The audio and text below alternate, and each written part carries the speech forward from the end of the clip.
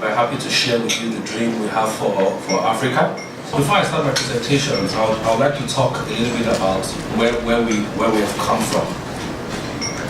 So Verve started operations in April 2009, and we issued our first card out of Nigeria at the time.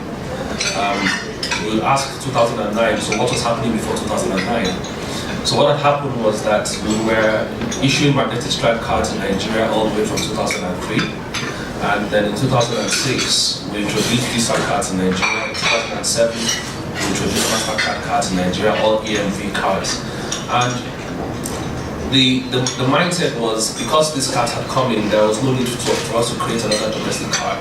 But when we saw the cost structure that these things were pushing on the market, both the issuers, the acquirers, the merchants, we decided that even though we're the processors for Visa and MasterCard in the market, that's InterSwitch now, that it made sense for us to create something that was a lot more domestic. Verve is a debit card, that is a physical plastic card, but there's credit, there's prepaid, and then there's charge cards. Now when we do the physical cards, we now talk of the electronic cards, which are now more virtual. So a card linked to your phone number, that when you initiate a phone transaction, it actually uses a card to actually complete the transaction.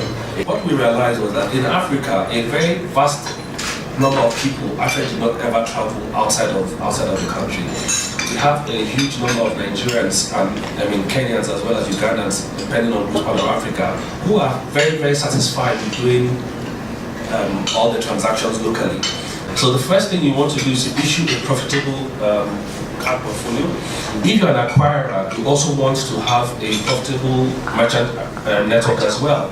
And last but not the least, we also believe that we could work with you to create a very useful mobile banking ecosystem that can leverage the cards you issue, that can work across multiple partners.